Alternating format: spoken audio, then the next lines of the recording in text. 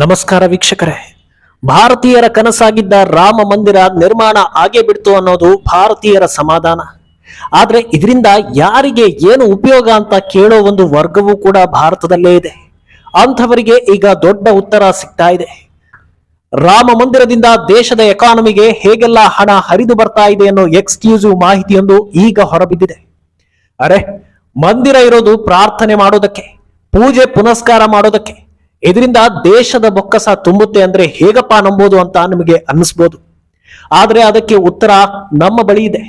ಒಂದು ಮಂದಿರ ನಿರ್ಮಾಣದಿಂದ ಯಾವೆಲ್ಲ ಬಿಸ್ನೆಸ್ಗೆ ಬೂಸ್ಟ್ ಸಿಕ್ಕಿದೆ, ಯಾವ ರೀತಿ ಉದ್ಯೋಗ ಸೃಷ್ಟಿ ಆಗ್ತಾ ಇದೆ, ವರ್ಷಕ್ಕೆ ಇದರಿಂದ ದೇಶಕ್ಕಾಗೋ ಉಪಯೋಗ ಏನು, ಇದೆಲ್ಲದರ ಡೀಟೇಲ್ಸ್ ಅನ್ನ ಪಿನ್ ಟು ಪಿನ್ ನಿಮಗೆ ತಿಳಿಸ್ತಾ ಹೋಗ್ತೀವಿ. ಅಲ್ಲದೆ ಇಂದು ವಿಶ್ವದಾದ್ಯಂತ ಆಕರ್ಷಣೀಯ ಸ್ಥಳ ಎನಿಸಿಕೊಳ್ತಾ ಇರೋ ಅಯೋಧ್ಯ ಭೂಮಿಗೆ ಎಂತಹ ಬೆಲೆ ಬಂದಿದೆ, ಅಯೋಧ್ಯೆಗೆ ಕಾಲಿರಿಸಲು ಯಾರೆಲ್ಲ ಕಾಯ್ತಾ ಇದ್ದಾರೆ, ಇದೆಲ್ಲವನ್ನು ತಿಳಿಸ್ತೀವಿ. ಈ ವಿಡಿಯೋವನ್ನ ತಪ್ಪದೆ ಕೊನೆ ತನಕ ನೋಡಿ. ಹಾಗೆ ಮೀಡಿಯಾ ಮಾನ್ಸ್ಟರ್ ಚಾನಲ್ ಅನ್ನ ತಪ್ಪದೆ ಸಬ್ಸ್ಕ್ರೈಬ್ ಮಾಡಿ. ಎಸ್, ಜನವರಿ 22ರಂದು ಅಯೋಧ್ಯೆಯಲ್ಲಿ ರಾಮ ಮಂದಿರ ಪ್ರಾಣ ಪ್ರತಿಷ್ಠಾ ಸಮಾರಂಭದೊಂದಿಗೆ 1 ಲಕ್ಷ ಕೋಟಿ ರೂಪಾಯಿ ಮೊತ್ತದ ವ್ಯವಹಾರವನ್ನ ನಿರೀಕ್ಷಿಸಲಾಗ್ತಾ ಇದೆ ಅಂತ ಭಾರತೀಯ ವ್ಯಾಪಾರಿಗಳ ಸಂಸ್ಥೆ CAIT ಅಧಿಕೃತ ಮಾಹಿತಿಯನ್ನ ಹೊರಹಾಕಿದೆ. ಈ ಹಿಂದೆ ಅಂದ್ರೆ ಒಂದು 15ರಿಂದ 20 ದಿನಗಳ ಹಿಂದೆ 50,000 ಕೋಟಿ ವ್ಯವಹಾರವನ್ನ ನಿರೀಕ್ಷೆ ಮಾಡಲಾಗಿತ್ತು. ಆದ್ರೆ ಈಗ 1 ಲಕ್ಷ ಕೋಟಿಗೆ ಈ ವ್ಯವಹಾರ ಏರಿಕೆಯಾಗುವ ಸಾಧ್ಯತೆ ಇದೆ. ವಿವಿಧ ರಾಜ್ಯಗಳ 30 ನಗರಗಳಾದ್ಯಂತ ವ್ಯಾಪಾರ ಸಂಘಗಳಿಂದ ಪಡೆದ ಪ್ರತಿಕ್ರಿಯೆಯನ್ನ ಆಧರಿಸಿ ಅಖಿಲ ಭಾರತ ವ್ಯಾಪಾರಿಗಳ ಒಕ್ಕೂಟ CAIT ಇಷ್ಟು ಪ್ರಮಾಣದ ವ್ಯವಹಾರವನ್ನ ಅಂದಾಜಿಸಿದೆ. ಆದ್ರೆ ಇದೆಲ್ಲ ಹೇಗೆ ಸಾಧ್ಯ ಅಂತ ಅನ್ನಿಸಬಹುದು. ಅದನ್ನು ಕೂಡ ವಿವರಿಸ್ತೀವಿ. ರಾಮ ಮಂದಿರ ಉದ್ಘಾಟನೆ ಅಂಗವಾಗಿ ದೇಶದಾದ್ಯಂತ 30,000 ವಿವಿಧ ವರ್ತಕ ಸಂಘಗಳಿಂದ ವಿವಿಧ ಕಾರ್ಯಕ್ರಮಗಳನ್ನ ಆಯೋಜಿಸಲಾಗ್ತಾ ಇದೆ. ಶ್ರೀರಾಮ ಧ್ವಜಗಳು, ಬ್ಯಾನರ್ಗಳು, ಕ್ಯಾಪ್ಗಳು, ಟಿ ಶರ್ಟ್ಗಳು ಮತ್ತು ರಾಮ ಮಂದಿರದ ಚಿತ್ರವನ್ನ ಒಳಗೊಂಡ ಮುದ್ರಿತ ಕುರ್ತಾಗಳಿಗೆ ಮಾರ್ಕೆಟ್ನಲ್ಲಿ ಸಿಕ್ಕಾಪಟ್ಟೆ ಡಿಮ್ಯಾಂಡ್ ಇದೆ ಅಂತ ಅವರು ಮಾಹಿತಿಯನ್ನ ನೀಡಿದ್ದಾರೆ. ಇನ್ನು ರಾಮ ಮಂದಿರ ಮಾದರಿಗಳ ಬೇಡಿಕೆಯು ತ್ವರಿತ ರೀತಿಯಲ್ಲಿ ಹೆಚ್ಚಾಗಿದೆ. ಹಾಗೆ ದೇಶದಾದ್ಯಂತ 5 ಕೋಟಿಗೂ ಹೆಚ್ಚು ಮಾದರಿಗಳು ಮಾರಾಟವಾಗುವ ನಿರೀಕ್ಷೆ ಇದೆ. ಇದಕ್ಕಾಗಿ ಸಣ್ಣ ಉತ್ಪಾದನಾ ಘಟಕಗಳು ವಿವಿಧ ರಾಜ್ಯಗಳ ಅನೇಕ ನಗರಗಳಲ್ಲಿ ಹಗಲು ರಾತ್ರಿ ಕೆಲಸ ಮಾಡ್ತಾ ಇವೆ. ಮೊದಲನೇದಾಗಿ ಅಯೋಧ್ಯ ಮಂದಿರವನ್ನ ನಿರ್ಮಿಸುವ ಜವಾಬ್ದಾರಿ ತೆಗೆದುಕೊಂಡಿರೋ L&T ಸಂಸ್ಥೆಯನ್ನ ನೋಡೋದಾದ್ರೆ ಆ ಸಂಸ್ಥೆಯ ಶೇರ್ಗಳು ಬರೋಬ್ಬರಿ 270% ಏರಿಕೆ ಕಂಡಿವೆ. ಆಗಸ್ಟ್ 5, 2020 ಅಂದ್ರೆ ಅಯೋಧ್ಯ ರಾಮ ಮಂದಿರಕ್ಕೆ ಶಿಲಾನ್ಯಾಸ ಮಾಡಿದ ಸಂದರ್ಭದಲ್ಲಿ L&T ಒಂದು ಶೇರ್ ವ್ಯಾಲ್ಯೂ 934 ರೂಪಾಯಿ ಇತ್ತು. ಆದ್ರೆ ಸದ್ಯ ಒಂದು ಶೇರ್ ವ್ಯಾಲ್ಯೂ 4,000 ಆಸುಪಾಸಲ್ಲಿದೆ. ಇತ್ತ ಅಯೋಧ್ಯ ಉದ್ಘಾಟನೆ ದಿನಕ್ಕಾಗಿ ದೀಪಾವಳಿಯಲ್ಲಿ ಸೇಲ್ ಆಗೋ ಮಟ್ಟದಲ್ಲಿ ಪಟಾಕಿಗಳು ಸೇಲ್ ಆಗ್ತಾ ಇವೆ.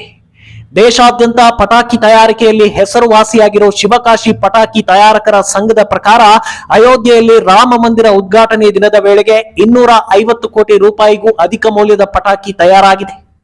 ಇದರ ಜೊತೆಗೆ ದೇಶದಲ್ಲಿ ಬೇರೆ ಬೇರೆ ಪಟಾಕಿ ತಯಾರಿಕಾ ಸಂಸ್ಥೆಗಳಿಂದ ಅಯೋಧ್ಯೆಗೆ ಬರ್ತಾ ಇರೋ ಒಟ್ಟು ಎಲ್ಲಾ ಪಟಾಕಿಗಳ ವ್ಯಾಲ್ಯೂ 400 ಕೋಟಿಗಿಂತಲೂ ಅಧಿಕವಾಗಿದೆ.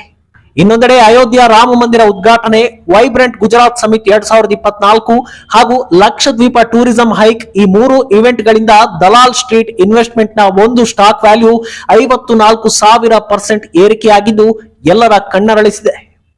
ಇನ್ನು ಟ್ರಾನ್ಸ್ಪೋರ್ಟ್ ವಲಯದಲ್ಲೂ ಸಿಕ್ಕಾಪಟ್ಟೆ ವ್ಯವಹಾರ ನಡೀತಾ ಇದೆ. ಕಳೆದ ಡಿಸೆಂಬರ್ 30ರಂದು ಅಯೋಧ್ಯೆಯ ಹೊಸ ವಿಮಾನ ನಿಲ್ದಾಣವನ್ನ ಪ್ರಧಾನಿ ಮೋದಿ ಉದ್ಘಾಟನೆ ಮಾಡಿದ್ರು. ಅದರ ಬೆನ್ನಲ್ಲೇ ಅಯೋಧ್ಯೆಯ ಫ್ಲೈಟ್ ಟಿಕೆಟ್ಗೆ ಭಾರಿ ಡಿಮ್ಯಾಂಡ್ ಶುರುವಾಗಿದೆ. ಇಂಟರ್ ಗ್ಲೋಬ್ ಏವಿಯೇಷನ್ ಹಾಗೂ ಸ್ಪೈಸ್ ಜೆಟ್ ಲಿಮಿಟೆಡ್ ಸಂಸ್ಥೆಗಳ ಶೇರ್ ವ್ಯಾಲ್ಯೂ ಕೂಡ ಹೆಚ್ಚಾಗ್ತಾ ಇದೆ. ಇನ್ನೊಂದೆಡೆ ರೈಲುಗಳು ಕೂಡ ಆಲ್ಮೋಸ್ಟ್ ಫುಲ್ ಆಗಿವೆ. ಇನಾಗ್ರೇಷನ್ ದಿನದಂದು 1000 ರೈಲುಗಳನ್ನ ರನ್ ಮಾಡೋದಕ್ಕೆ IRCTC ಮುಂದಾಗಿದೆ. ಅಲ್ಲದೆ IRCTC ಹಾಗೂ ರೈಲ್ ವಿಕಾಸ್ ನಿಗಮ್ ಲಿಮಿಟೆಡ್ ಸಂಸ್ಥೆಗಳ ಶೇರ್ ವ್ಯಾಲ್ಯೂ ಕೂಡ ನಿರೀಕ್ಷೆಗೂ ಮೀರಿ ಬೆಳೀತಾ ಇದೆ. ಇನ್ನೊಂದೆಡೆ ಟ್ರಾವೆಲ್ ಏಜೆನ್ಸಿಗಳ ವ್ಯವಹಾರಗಳು ಕೂಡ ಹಿಂದೆಂದಿಗಿಂತ ದೊಡ್ಡ ಮಟ್ಟದಲ್ಲಿ ನಡೀತಾ ಇದೆ.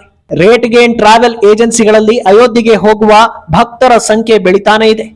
ಅದರಲ್ಲೂ is my trip share value ಕಳೆದ 5 ದಿನಗಳಲ್ಲಿ 13% ಜಂಪ್ ಆಗಿದೆ ಅಂತ ಸಂಸ್ಥೆ ಹೇಳಿಕೊಂಡಿದೆ.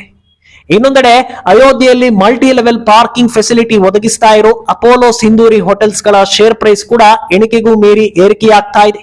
ಜೊತೆಗೆ ಜೆನೆಸಿಸ್ ಇಂಟರ್ನ್ಯಾಷನಲ್ ಪ್ರೈವೇಟ್ ಸಂಸ್ಥೆಗಳ ಶೇರ್ ಪ್ರೈಸ್ ಕೂಡ ಏರಿಕೆಯಾಗ್ತಾ ಇದೆ. ಇನ್ನೊಂದೆಡೆ ಎಲ್ರಿಗೂ ತಿಳಿದಿರೋ ಹಾಗೆ ಅಯೋಧ್ಯೆ ಸುತ್ತಮುತ್ತಲ ಜಾಗಗಳಿಗೆ ಬಂಗಾರದ ಬೆಲೆ ಬಂದಿದೆ. ಇಂಥ ಸಂದರ್ಭದಲ್ಲಿ ಬಾಲಿವುಡ್ನ ಖ್ಯಾತ ನಟ ಬಿಗ್ ಬಿ ಅಮಿತಾಬ್ ಬಚ್ಚನ್ ಅಯೋಧ್ಯೆ ಹೊರವಲಯದಲ್ಲಿ ಜಾಗವನ್ನ ಖರೀದಿ ಮಾಡಿದ್ದಾರೆ. ಇದಕ್ಕಾಗಿ ಅಮಿತಾಬ್ ಬಚ್ಚನ್ ಬರೋಬ್ಬರಿ 14.5 ಕೋಟಿ ಹಣವನ್ನ ನೀಡಿದ್ದಾರೆ. ಮುಂಬೈ ಮೂಲದ ಅಭಿನಂದನ್ ಲೋಧಾ ಡೆವಲಪರ್ಸ್ ನ ದಿ ಸರಯು ಅನ್ನೋ ಪ್ರಾಜೆಕ್ಟ್ ನಲ್ಲಿ ಈ ಜಾಗ ಒಳಗೊಂಡಿದೆ. ಈ ಬಗ್ಗೆ ಸಂತಸ ವ್ಯಕ್ತಪಡಿಸಿರುವ ಅಮಿತಾಬ್ ಬಚ್ಚನ್, ಅಯೋಧ್ಯೆಯ ಸಾಂಸ್ಕೃತಿಕತೆ ಹಾಗೂ ಆಧ್ಯಾತ್ಮಿಕತೆ ಗಡಿಗಳನ್ನ ದಾಟಿ ಎಲ್ಲರನ್ನೂ ಸೆಳಿತಾ ಇದೆ. ಇಂತಹ ಆಧ್ಯಾತ್ಮಿಕ ಸ್ಥಳದಲ್ಲಿ ಮನೆ ನಿರ್ಮಿಸೋದಕ್ಕೆ ಎಲ್ಲಿಲ್ಲದ ಸಂತೋಷ ಆಗ್ತಾ ಇದೆ ಅಂತ ತಿಳಿಸಿದ್ದಾರೆ. ಇನ್ನು ಅಭಿನಂದನ್ ಲೋಧಾ ಡೆವಲಪರ್ಸ್ ಈ ಬೆಳವಣಿಗೆಯನ್ನ ಮೈಲ್ ಸ್ಟೋನ್ ಅಂತ ಕರೆದಿದ್ದು, ಸರಯುಗೆ big B first citizen of India ಅಂತ ಹೇಳಿಕೊಂಡಿದೆ. ಅಲ್ಲದೆ ಮುಂದಿನ ದಿನಗಳಲ್ಲಿ ಹೆಚ್ಚಿನ ಸೆಲೆಬ್ರಿಟಿಗಳು ಹಾಗೂ ಗಣ್ಯರು ಇಲ್ಲಿ ನೆಲೆಯೂರೋದಕ್ಕೆ ಇಚ್ಛೆ ಪಡ್ತಾರೆ ಅಂತ ಅಂದಾಜಿಸಲಾಗಿದೆ. ಇದೆಲ್ಲದರ ಜೊತೆಗೆ ಅಯೋಧ್ಯೆಯಲ್ಲಿ ಬ್ರಾಂಚ್ ತೆರೆಯೋದಕ್ಕೆ ದೇಶದ ಪ್ರತಿಷ್ಠಿತ ಬ್ಯಾಂಕ್ಗಳು ನಾಮುಂದು ತಾಮುಂದು ಅಂತ ಆಸಕ್ತಿ ತೋರಿಸ್ತಾ ಇವೆ. ಕಳೆದ ಕೆಲ ದಿನಗಳ ಹಿಂದೆ ಅಯೋಧ್ಯೆಯಲ್ಲಿ ದಕ್ಷಿಣ ಭಾರತದ ಪ್ರಮುಖ ಬ್ಯಾಂಕ್ಗಳಲ್ಲಿ ಒಂದಾಗಿರೋ ನಮ್ಮ ರಾಜ್ಯದ ಹೆಮ್ಮೆಯ ಕರ್ನಾಟಕ ಬ್ಯಾಂಕ್ ಬ್ರಾಂಚ್ ಕೂಡ ಓಪನ್ ಆಗಿದೆ. ರಾಮ ಮಂದಿರ ನಿರ್ಮಾಣ ಹಿನ್ನೆಲೆ ಅಯೋಧ್ಯೆಯಲ್ಲಿ ಪ್ರವಾಸಿಗರ ಸಂಖ್ಯೆ ಹೆಚ್ಚಾಗಿದೆ. ಕಳೆದ ವರ್ಷವೊಂದರಲ್ಲೇ 32 ಕೋಟಿ ಜನರು ಅಯೋಧ್ಯೆಗೆ ವಿಸಿಟ್ ನೀಡಿದ್ದಾರೆ. ಮುಂಬರುವ ದಿನಗಳಲ್ಲಿ ಈ ಸಂಖ್ಯೆ ಖಂಡಿತ ಹೆಚ್ಚಾಗಲಿದೆ. ಆದ್ರಿಂದ ಈಗ ಇರೋ ಬ್ಯಾಂಕ್ಗಳಿಂದ ನಿರೀಕ್ಷಿತ ಸರ್ವಿಸ್ ಸಿಗ್ತಾ ಇಲ್ಲ. ಹೀಗಾಗಿ ಹೆಚ್ಚುವರಿ ಬ್ಯಾಂಕ್ಗಳನ್ನ ತೆರೆಯಬೇಕಾದ ಅವಶ್ಯಕತೆ ಇದೆ ಅಂತ ಉತ್ತರ ಪ್ರದೇಶ ಸರ್ಕಾರದ ಫಿನಾನ್ಸ್ ಡಿಪಾರ್ಟ್ಮೆಂಟ್ ತಿಳಿಸಿದೆ. ಅಲ್ಲದೆ ರಾಮ ಮಂದಿರ ಟ್ರಸ್ಟ್ ಕೂಡ ಮುಂಬರುವ ದಿನಗಳಲ್ಲಿ ಹೆಚ್ಚುವರಿ ಖಾತೆಗಳನ್ನ ತೆರೆಯುವ ಯೋಚನೆಯಲ್ಲಿದೆ. ಸದ್ಯ ರಾಮ ಮಂದಿರ ಸಂಬಂಧಿತ ಅಕೌಂಟ್ಗಳು PSU bank, state bank of India, bank of Baroda ಹಾಗೂ ಪಂಜಾಬ್ ನ್ಯಾಷನಲ್ ಬ್ಯಾಂಕ್ ನಲ್ಲಿವೆ. ಈ ಖಾತೆಗಳಲ್ಲಿ ಸುಮಾರು 3,000 ಕೋಟಿ ರು ಡೆಪಾಸಿಟ್ ಮಾಡಲಾಗಿದೆ ಅಂತ ರಾಮ ಮಂದಿರ ಟ್ರಸ್ಟ್ ಹೇಳಿಕೊಂಡಿದೆ. ಇನ್ನು ಈ ಲೆಕ್ಕಾಚಾರ ಕೇವಲ ಅಯೋಧ್ಯೆ ಸುತ್ತಮುತ್ತಲ ಪ್ರದೇಶಕ್ಕೆ ಮಾತ್ರ ಸೀಮಿತ ಆಗಿರೋದಲ್ಲ.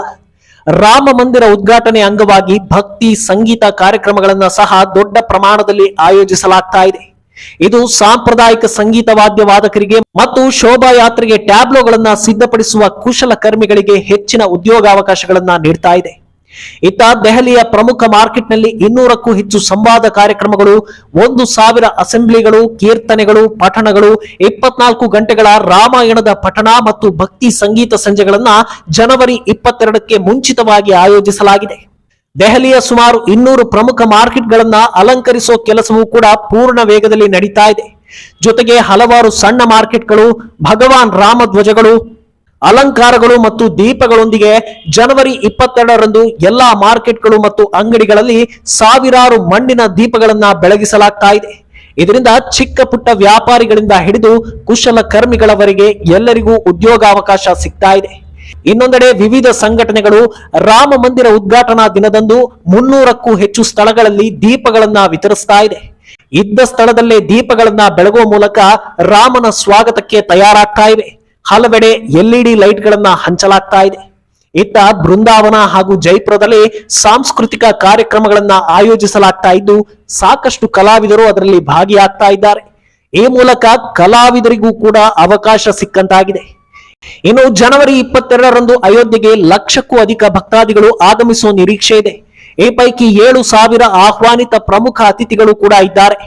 ಅಯೋಧ್ಯ ಟೆಂಟ್ ಸಿಟಿಯಲ್ಲಿ 30 ಐಷಾರಾಮಿ ಟೆಂಟ್ಗಳನ್ನ ನಿರ್ಮಿಸಲಾಗಿದ್ದು, ಈಗಾಗಲೇ ಎಲ್ಲವೂ ಫುಲ್ ಬುಕ್ ಆಗಿವೆ. ಇನಾಗರೇಷನ್ ಹಿಂದಿನ ರಾತ್ರಿ ಉಳಿದುಕೊಳ್ಳಲು ಬರೋಬ್ಬರಿ 30,000 ಹಣ ನೀಡಿ ಭಕ್ತರು ಬುಕ್ ಮಾಡಿದ್ದಾರೆ. ಅಲ್ಲದೆ ಸುತ್ತಮುತ್ತಲ 73 ಹೋಟೆಲ್ಗಳು ಕೂಡ ಆಲ್ಮೋಸ್ಟ್ ಬುಕ್ ಆಗಿದ್ದು, ರೆಂಟ್ ಗಗನಕ್ಕೇರಿದೆ. ಕೆಲವು ಲಾಡ್ಜ್ಗಳಲ್ಲಿ ಒಂದು ರಾತ್ರಿಗೆ ಬರೋಬ್ಬರಿ 73,000 ರು ಹಣ ನೀಡಿ ಬುಕ್ ಮಾಡಲಾಗಿದೆ. ಕೆಲವರು ಹೇಳ್ತಾರೆ, ದೇವಸ್ಥಾನ ಕಟ್ಟೋ ಬದಲು ಒಂದು ಆಸ್ಪತ್ರೆ ಕಟ್ಟಿಸಿ ಅಂತ. ಆಸ್ಪತ್ರೆ ಕಟ್ಟಿಸೋದು ತಪ್ಪೇನಲ್ಲ, ಆದ್ರೆ ದೇವಸ್ಥಾನ ಬೇಡ ಅನ್ನೋದ್ರಲ್ಲಿ ಅರ್ಥವಿಲ್ಲ ಅನ್ನೋದಕ್ಕೆ ಅಯೋಧ್ಯೆ ಬೆಸ್ಟ್ ಎಕ್ಸಾಂಪಲ್ ಆಗಿದೆ. ಒಂದು ದೇಗುಲ ನಿರ್ಮಾಣ ಆದ್ರೆ ಸುತ್ತಮುತ್ತ ಹೂವು ಹಣ್ಣು ಕಾಯಿ ವ್ಯಾಪಾರಿಗಳಿಂದ ಹಿಡಿದು ಜನರನ್ನ ಕರೆತರೋ ಆಟೋ ರಿಕ್ಷಾ ಚಾಲಕರವರೆಗೂ ಎಲ್ಲರಿಗೂ ಉದ್ಯೋಗ ಸೃಷ್ಟಿಯಾಗತ್ತೆ. ಅಂದಹಾಗೆ ಇವರೆಲ್ಲ ದಿನಗೂಲಿ ಕಾರ್ಮಿಕರೇ, ಯಾರು ಶ್ರೀಮಂತರೇನಲ್ಲ. ಆದ್ರಿಂದ ಅಯೋಧ್ಯೆ ರಾಮ ಮಂದಿರ ಅನ್ನೋದು ಹಲವು ಹೊಸತುಗಳಿಗೆ ನಾಂದಿ ಹಾಡ್ತಾ ಇದೆ. ಈ ಬಗ್ಗೆ ನಿಮ್ಮ ಅಭಿಪ್ರಾಯ ಏನು ಅನ್ನೋದನ್ನ ತಪ್ಪದೆ ಕಾಮೆಂಟ್ ಮೂಲಕ ತಿಳಿಸಿ.